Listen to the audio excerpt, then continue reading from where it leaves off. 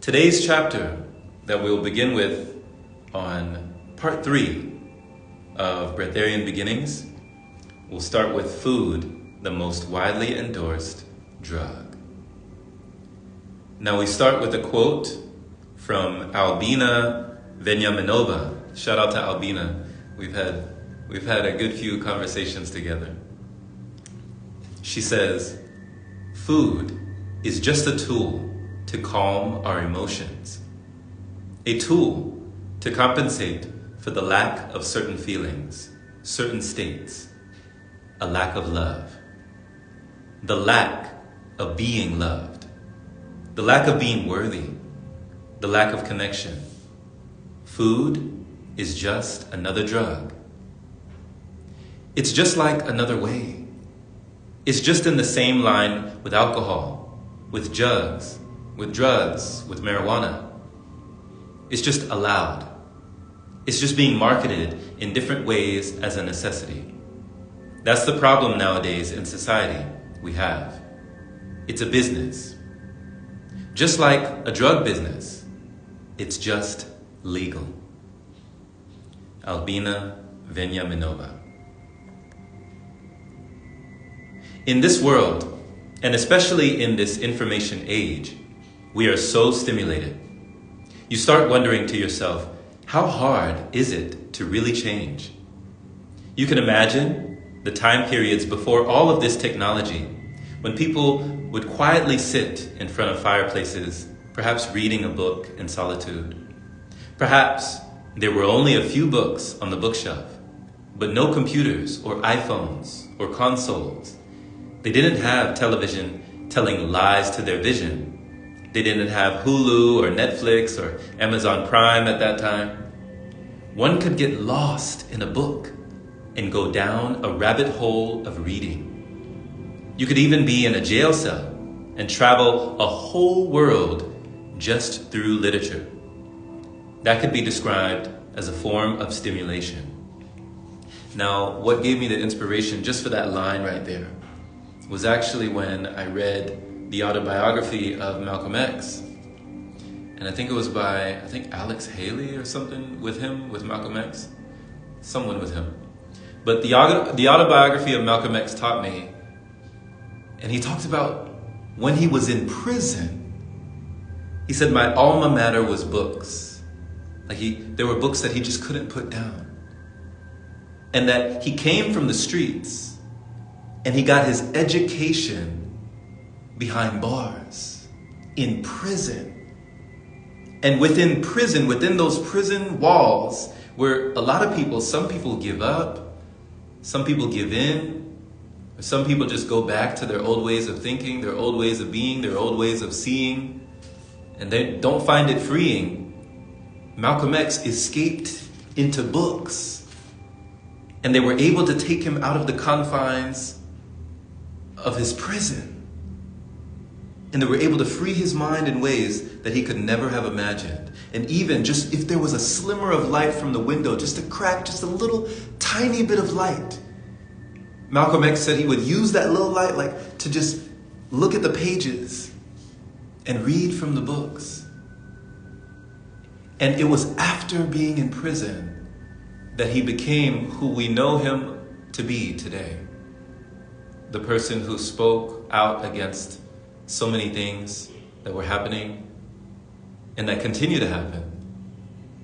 But the person that was able to lead so many groups, was be able to become a monumental figure that we know of today as Malcolm X. He became that, and he nurtured that in prison through books. So when I read that chapter of Malcolm X's book, that really expanded me. That taught me that, wow, books are more powerful than we realize. They can break us out of our paradigm and reshape our whole reality and change our mentality. Even when things seem lost and hopeless, even when you're struggling with your own mental patterns, it can free you. So that was a lesson for me.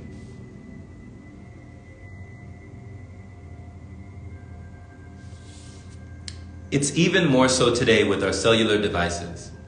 The ways we crave our technology, we crave for television, we crave distractions of any kind.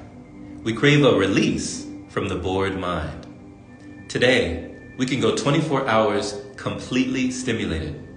Some people go days without sleeping, stimulated, connected to their devices all day long. As time goes on, it's only going to keep advancing.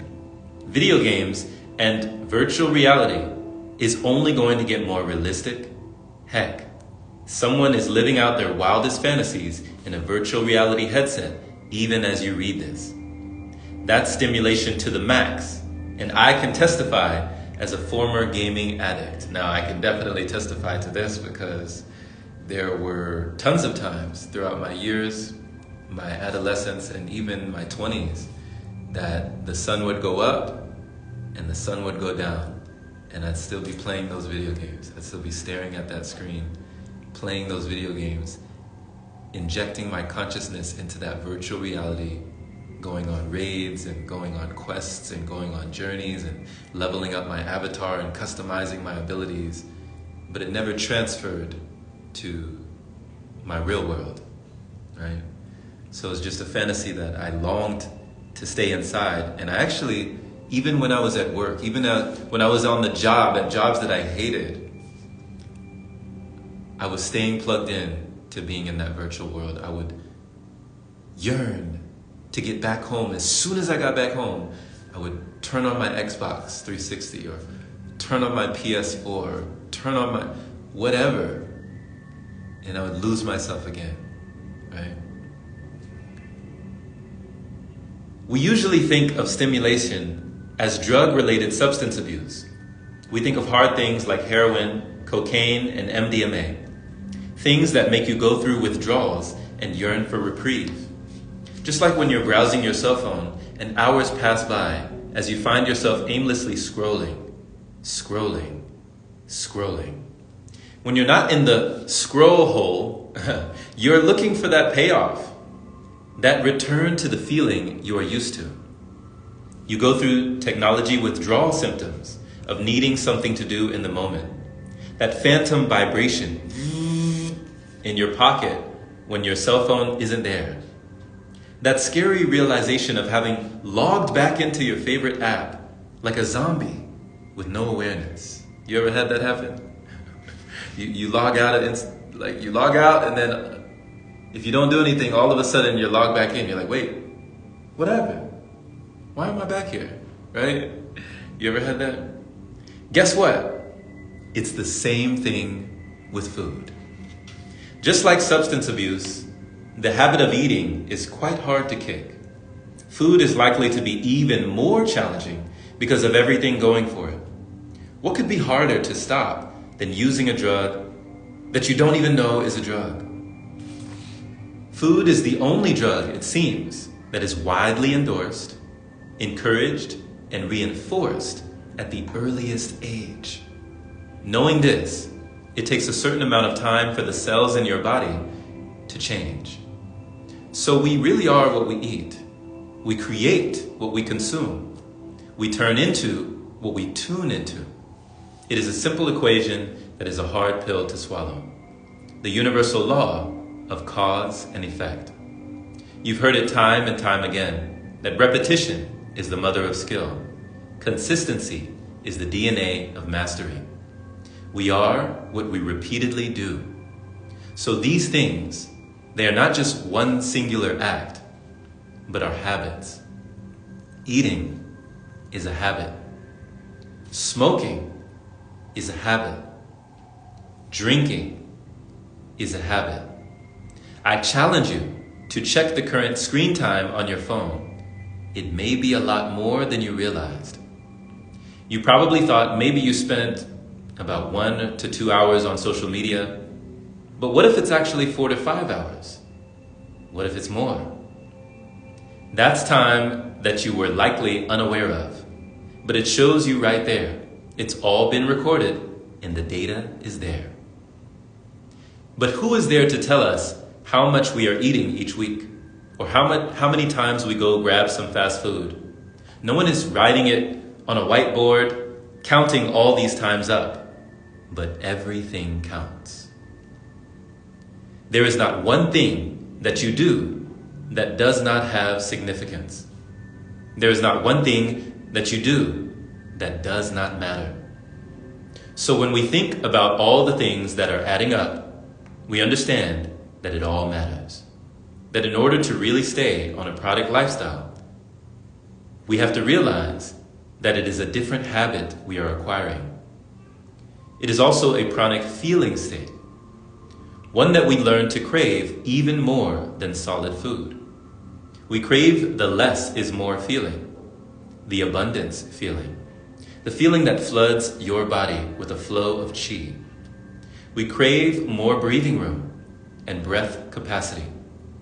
Because honest to goodness, you cannot breathe when you are eating solid food as best as you could. I'll say it again. Your body cannot expand and contract fully in the lower regions. Don't take my word for it. It's something that you have to experience on a physical level. When I went on long dry fasts, I felt like I was breathing for the first time in decades. Once you get that full breath, you're not just surviving, you're thriving. You are now feeling better than you have ever felt before. You start to feel superhuman. That's the feeling I'm talking about. And maybe you'll have that smile on your face as well to know that you never again have to go back to those old feelings, those old ways that you thought were so normal. You now have a new normal, and it makes all the difference in your life. Now at the end of the chapter, we have a quote by Nick Caputo. I used to talk to him years ago. We haven't spoken in quite some time, but this is a quote by him. All food is fake. You already have everything you need. You are already a Breatharian alchemist. The body functions despite food, not because of food. The breath, sunlight, grounding, rhythm, orin, and good vibes are the only real foods. The only reason to eat fruits and drink herbs is to clean the body, not to nourish it. You break homeostasis and balance upon consumption of literally anything external. And then you either have to compensate, or the body will have to compensate by giving up some of its wholeness in order to restore that balance. Overeating and its resulting diseases are starvation. If you're hungry, you're malnourished. If you're nourished, you are never hungry. The only reason to eat is because eating is fun.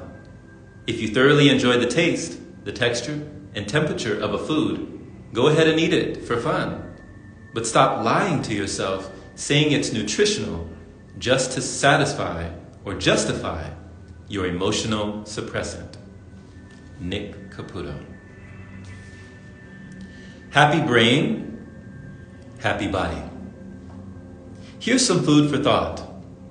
If the brain is happy, the body is happy. Sound strange? Think about it this way. They say that the brain needs the most energy in the body. However, it doesn't have anywhere to store it. So if the brain doesn't get what it needs, it shuts you down. Perhaps you have passed out, blacked out, or been shut down before. I've fallen asleep on the highway in the middle of driving with the windows down, music blasting, and icy wind in my face. None of those things were enough to keep me awake if my brain was not functioning at an optimal level. Now, this is definitely, as I was writing this, I was just recalling that moment, and I'm recalling it now too, because yeah, there were several moments that I was literally in my car, falling asleep while driving, and if I had been on cruise control, or I have to have guardian angels, because spirit guides, ancestors, guardian angels, like something is looking after me, because there have been so many times in my life I must be here for a reason, right? That's the only reason I can understand, like, it could have, anything could have happened out there. I've still fallen asleep on the road. And I'm thankful I recovered in time to not have any accidents. So many car wrecks could have occurred because I wasn't respecting my brain. I wasn't protecting my energy. Even playing my flute, I had passed out and hit the floor. Yeah, that happened a lot. I remember several times hearing the sound of my shakuhachi clattering on the floor. There was not enough oxygen in my brain, and my body would go limp. I simply wasn't respecting the power of proper breathing. Since the energy was leaking, my mind started seeking for different ways to recoup, restore, replenish, and reboot itself. So I'll reiterate, if the brain doesn't have what it needs, you will not be able to proceed. It will find some way to shut you down until it comes back around. Knowing this, honor yourself. For when you honor yourself, you honor your health.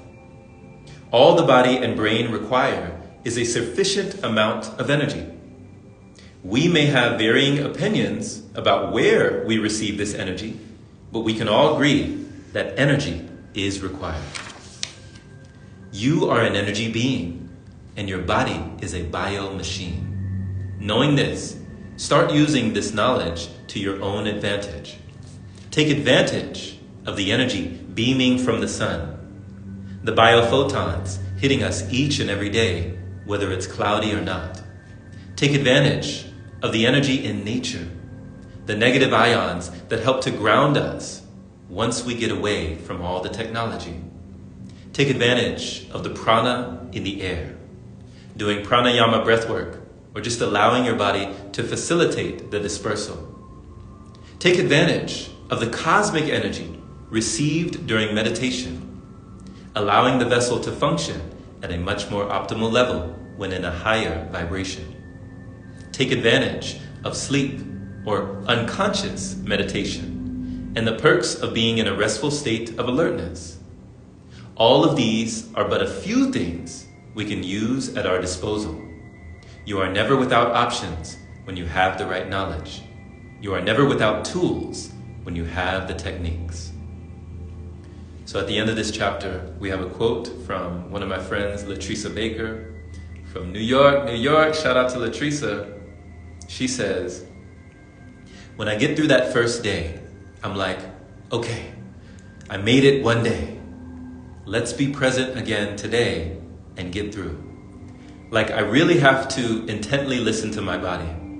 I have to be very present in my mind so that I can decipher whether, is this addictive behavior? Am I wanting to eat because I'm emotional? Am I wanting to eat because I'm bored? Can I push through a little further, checking in with myself? Do I really need something? And if I start to feel like I really need something, I'm like, okay, let me go ground. Okay, let me go sit by the water. Latresa Baker. All is mind. All is mental. The title of this chapter comes from the Kabbalion.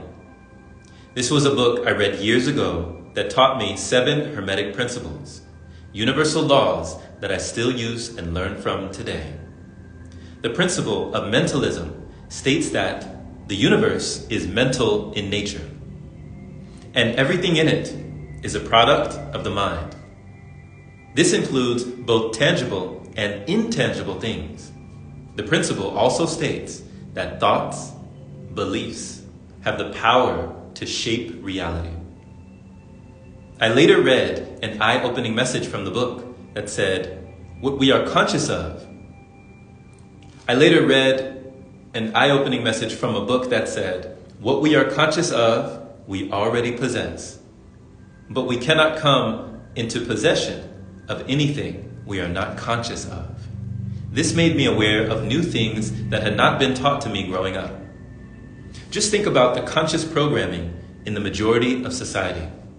Today, I can walk into a grocery store, grab a juice or some water, and walk out. I'd be willing to bet that less than 1% of the shoppers think that I'm living without solid food. They probably wouldn't even believe me if I told them. Which is why I don't tell people unless they specifically ask. Everyone is living in their own world, their own separate reality of thought, their own cozy corner of conscious awareness. Shout out to Katrina. If you're not conscious of the ability to live on prana, how can you be self-sustained? The mind is a beautiful biocomputer. But if you don't know that a program exists, then how can you download it? Let's take a look throughout history. There are numerous accounts on record where people who have been paralyzed for years have accomplished amazing feats. Things like rising up from their beds when a fire or some catastrophe put their lives or their families' lives in danger. These individuals were able to suddenly overcome their handicap and perform miracles. Things like carrying heavy objects out of burning homes or rescuing children. Perhaps you've heard of the girl who saved her father on their farmstead, lifting a tractor off of his chest that was crushing him. Something like this could not have been done by the strongest bodybuilders, yet a little girl was able to pull it off. Why, you ask? A better question might be, why not? Why shouldn't we be able or be capable of these things that seemingly feel like superhuman efforts? What stops us from believing that we have within us extraordinary capacities? Right now, as you are reading these words, there are men, women, and children learning how to see without eyes. There are several teachers teaching various methods, some called infovision and others called mind sight, while others simply call it opening the third eye. Awakening this gift does not depend on your age, although children are said to have an easier time. It doesn't matter if you have your sight, or if you were born blind, or if you became blind at some point in your life. Anyone with the right guidance can learn to see without eyes by unlocking this dormant ability. Nicola Farmer was the first woman I saw teaching this to children. She had her own school in the United Kingdom. It reminds me of Charles Xavier's X-Men Academy. You see children playing, writing, drawing, reading, all without the use of their eyes. Wendy Gallant and Robert Freeman are two teachers currently guiding people on YouTube and Facebook, helping to open this sight in people who are in their 60s, 70s, and beyond. Once I was riding in the back of a van with Elitom.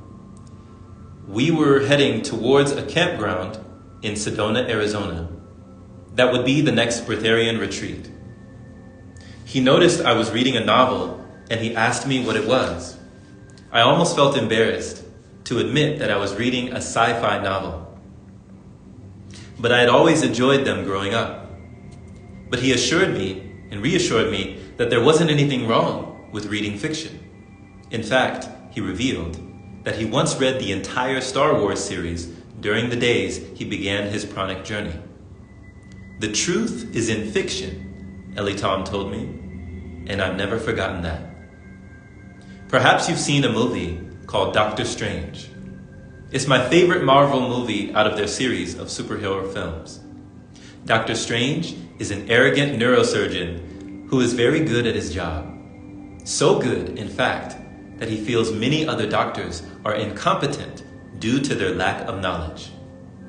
When he gets into a horrible car accident that fractures his hands, he seeks help for the first time. No one seems to be able to heal him, but he hears a rumor of a man who recovered from a severe spinal injury.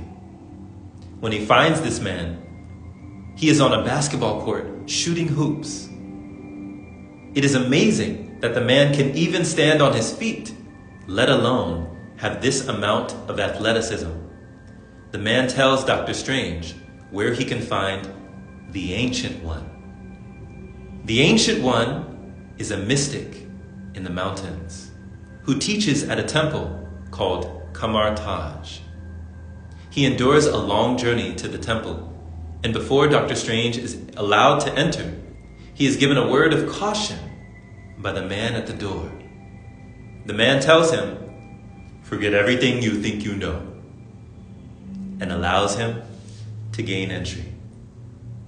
Once inside, Dr. Strange is greeted by the Ancient One, a lady with a bald head in monk robes.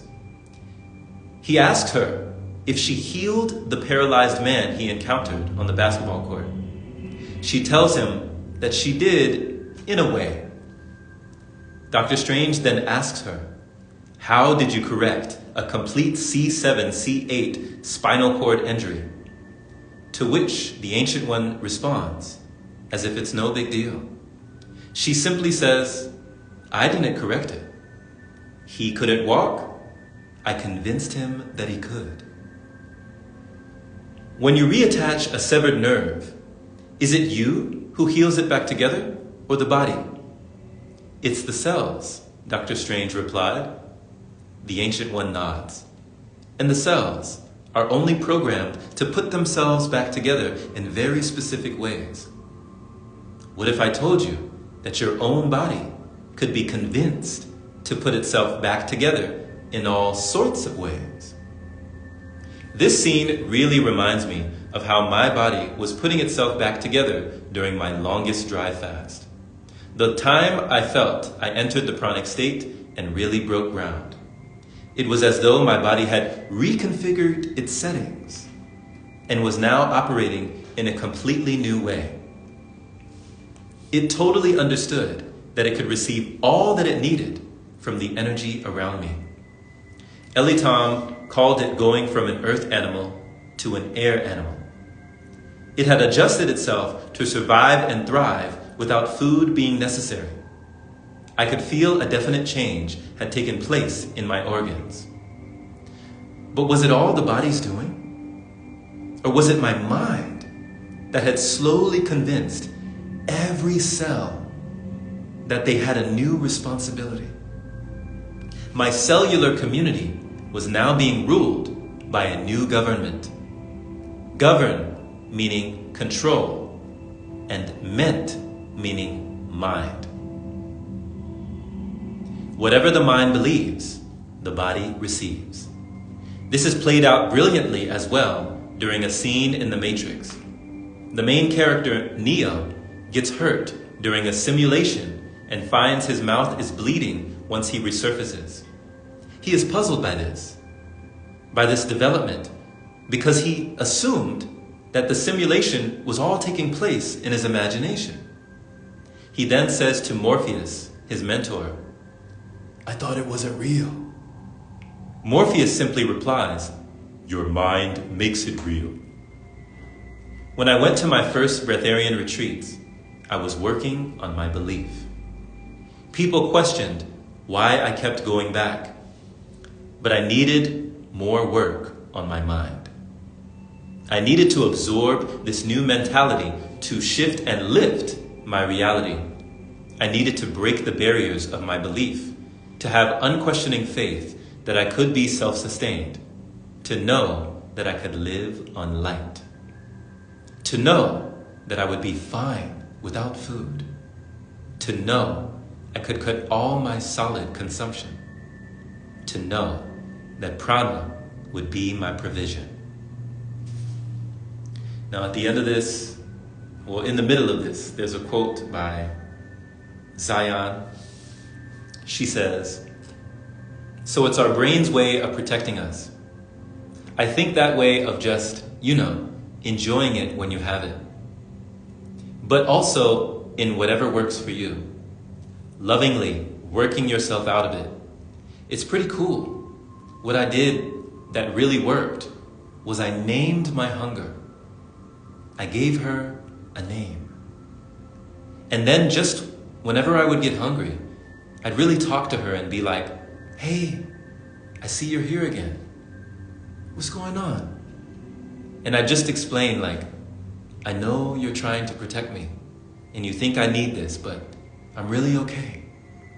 You know, I'll eat this thing and we'll just experience it together, how it's no longer good for me. I just kept doing that every time. Zion. Yes, Zion, yeah. Here are 5 things that you can use in your life to really shake things up. 5 things that can expand you in a multitude of ways.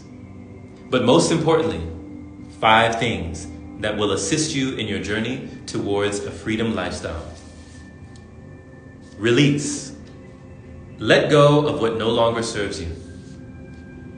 Realize that it is necessary to get rid of the old furniture of the mind before you bring in new furniture. These are the old beliefs that may be holding you back from being all you can be. Number 2, reprogram. Brainwash yourself. Seriously, because you've already been brainwashed. I was brainwashed for years and knew that my mind needed a really good scrubbing. You may listen to pranic material or listen to things that inspire possibility instead of things that incite fear and panic. Stop watching the news. Number 3, restructure. Create an environment that is conducive for success. Get around people who are also pranic and don't have the same beliefs that you are used to. If you wanted to be wealthy, would you always hang around people that had a poverty mindset? Number 4, routine. Whatever it is that nourishes you, keep doing that. Every time you perform an action, it is like a vote for the person that you want to become. I learned that from a book called Atomic Habits by James Clear. Number 5, relax. Don't be so hard on yourself. Have compassion and empathy for yourself and your journey. Take your time because there is no rush. Nature never hurries, yet all things are accomplished. Time management equals energy management. A thought came during meditation on time management. What exactly is this concept we are so obsessed with called time? It's interesting because in Breatharianism and Pranic living, time management becomes energy management. I invite you to realize now that the more energy you have, the more time you have. For as you already know, those without energy have no time. What is time without energy? It really begs the question. Time itself is a created thing, a man-made construct. To say that you don't have time for something is like saying you don't want to do something. Because we really don't find time, we make time. But if you don't have energy, what time can you make? On the Breatharian path, you start finding out soon that with an abundance of energy, you now have all this time on your hands. What to do with it all when you now have so much? Thriving on nature's coffee, you might say, the caffeine of the universe. You either start to become very creative with your extra time. It's either that or you go back into consumption. It usually seems inevitable. You have this huge conundrum on your hands. You're at the crossroads. How will you live? And what will you give so that the energy is not used destructively? We must find something productive for the idle hands, or the idle mind will go crazy. There are many people, I dare say, who cannot handle an abundance of energy. Too much energy is actually very uncomfortable for most people. I know what you're going to say, but what about all those people in the drive-thru at Starbucks? I'm not talking about external energy. I'm talking about your own internal energy. But for the sake of argument, Let's touch upon synthetic external energy. It can also be called pseudo or false energy. This is something that has now become so prevalent in society that the majority of us cannot even tell the difference. We see someone performing on caffeine and we consider them energetic, while they could actually be dying inside from the lack of real energy. Once again, I'm speaking here from personal experience. From as early on as I can remember, I was given prescription drugs like Adderall and Ritalin for ADHD. I was told that I would not focus or could not focus like the other kids at school. That I was one of those kids that would always have a tough time paying attention. School hardly ever held my interest, and I would actually fall asleep a lot during classes in high school. It was a huge thing. Some of my teachers wouldn't even bother to wake me up. I remember this. I remember being in my social studies class and my history class and my reading. No, not reading. I enjoyed reading. But like my math class, my science class. And I remember my teacher would be on the board, like, writing things on the board. And I would be listening to the lecture and I'd be taking notes. And I'd be listening and taking notes. And then all of a sudden, my teacher, they would vanish. It'd be like they just disappeared from in front of the class. And then all of a sudden, I'd what? I'd look up and the teacher would be standing over me like, Jerome, wake up. I'd be like, what? What the? The time between them and tapping me was it wasn't there. It's like I had knocked out. It was like drooling out the side of my mouth, and I looked at my notebook, and sure enough, it showed where I trailed off in my notes. This happened so many times. It showed me I was writing something, and then the words just started to trail off. And then I was tapped, and he woke me up. And he started waking me up so many times that he stopped waking me up, and he just let me sleep the whole class. He just let me sleep. He was like, I can't stop the class for you, Jerome. You gotta stop sleeping. I can't help you. So I dealt with that for a lot of years. Years later, it was discovered that I had been misdiagnosed. It didn't matter though. The damage from all those pharmaceuticals had already been done. To this day, I don't know how different I would have been without them. Coming out of college, I developed an insane caffeine habit. Overnight stocking the shelves at a local grocery store on a graveyard shift. I would knock back Red Bulls, Rockstars, Monsters, just to stay awake. Just to perform at a job that I hated and stay on my feet. Sound familiar? Perhaps you've been there as well. Hooked on a substance that kept you locked in a position. All for the fear of security and survival. It starts to become normal. Next thing you know, you need coffee to stay up in the morning. Next thing you know, you need coffee to get work done around the house. Next thing you know, you need caffeine to have simple conversations. Next thing you know, you become a slave to this pseudo-energy drug.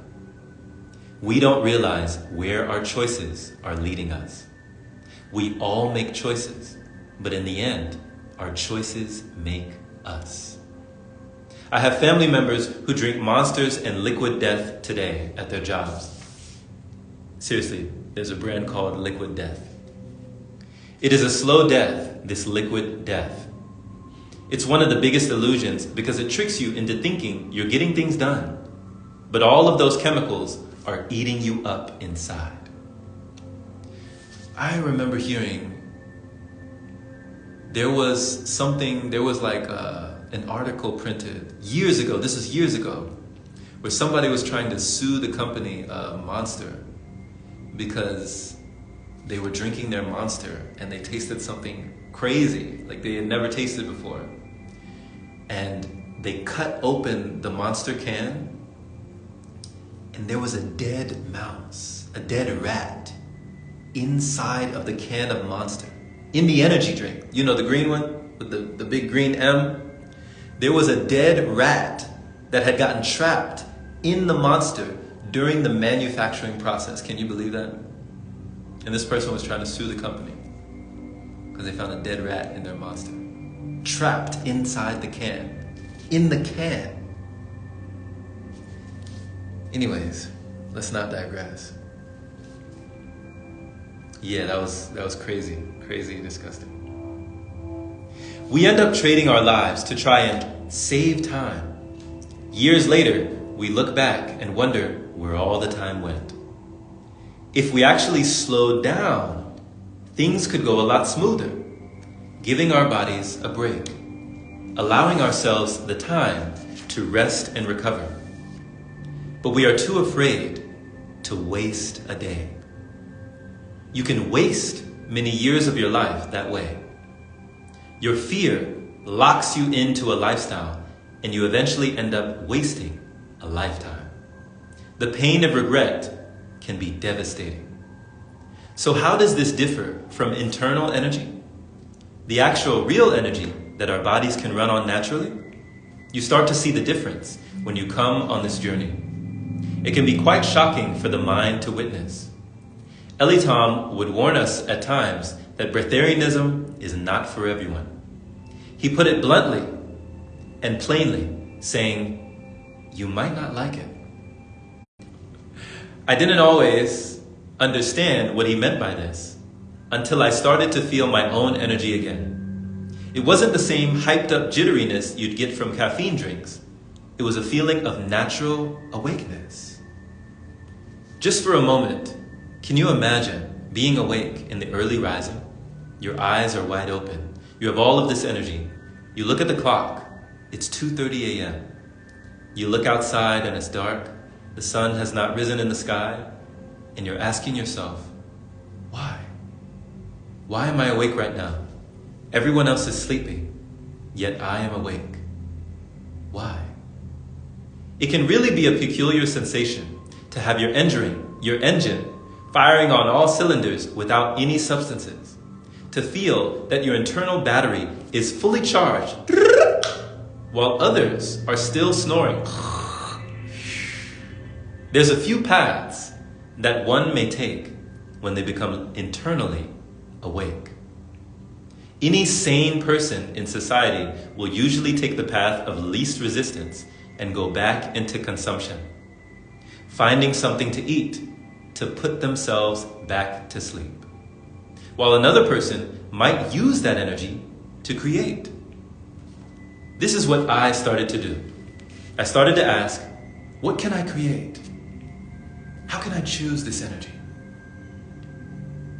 Learn how to use this energy and not abuse this energy. When you have true energy in abundance, you have time in abundance. You could do anything. You could also do nothing. You could spend time in meditation, in idle relaxation, contemplation with your own mind. There are no rules to this game. You could write and take time to express, letting go of your stress in various ways. Maybe dance the night away until you greet the new day. You could choose to consume and go back to constipation. Or you can create something to raise the vibration. You can go back to the constant inflammation, or you can alleviate the inner frustration. Using your limitless imagination, this is a gift. What will you do that will cause you to shift? You are now living in a brand new realm of existence. It is one of the most amazing things that someone can witness. Perhaps you feel the energy in these words. To know that you can be free as a bird. It's actually 6 a.m. right now as I'm writing this. I got up at 4 a.m. and I felt the energy. Since I couldn't go back to sleep, I just let all the cosmic energy creep in. How can you follow your highest excitement when you're feeling so vibrant? The answer is in the surrender, in the trust of letting things go. It is less of a striving towards in more of a relaxing back. This can increase your magnetism with all the things you attract. You may fall into the mass fear of your time running out, feeling as though you never seem to have enough. But when you let go of time and you focus on your energy, you get more time as a result. You realize now that you have eternity to look forward to. That lack of time is an illusion. On the contrary, you have all the time in the world. Now at the end of this chapter, as we come to a close, the chapter closes with a quote from Trevor. You may know him as Fasting with Trevor. You've seen him online. Trevor says, "When you're fasting to these great depths, like I have with the 21 days dry fasting, you're really detoxing time. And so by you kind of detoxing time, you're understanding eternity because you're going closer to it. You know, it's just kind of like you're figuring out the math equations without reading anything. It's just like truths that exist within you. And so I always capitalize faith. You know, the F in faith is like having faith in your actual body to not believe in death. You're not going to die if you don't eat, right? You know, there's no beginning and no end. This is why I think that people can kind of turn to darkness, because they don't like that there's no end. They don't like that eternity exists. They're like, oh man, I got the rest of eternity to live? I didn't choose that. I don't want to live. Life sucks. And so they see life in a dark way, and that's kind of serving darkness. But if you say eternity is awesome, I love that I've been given the gift of life, then you are serving light. Fasting with Trevor. So we'll go ahead and we'll end that right here. And we'll come back next time to read some more. This has been some pranic readings as we've been proceeding, realizing the prana and chi give us all that we're needing. Blessings to you, my friend. Thank you for listening. Thank you always for listening. Share this with someone who needs to hear it. Keep the grateful, thankful spirit. I trust you'll have an amazing rest of your day. I'm sending so much love your way. And for all things pranic living, you can check out the website that we have for you. That website is called patreon.com/pranicpath, with multiple videos, audios, books for your reading pleasure, your viewing pleasure, and auditory listening. And it's just there for those with the ears to hear and the eyes to see. So much love to you. Thank you so much. May the rest of your life and the breath of your life be the best of your life, my friend. One more time, that website for you, patreon.com/pranicpath. Take care.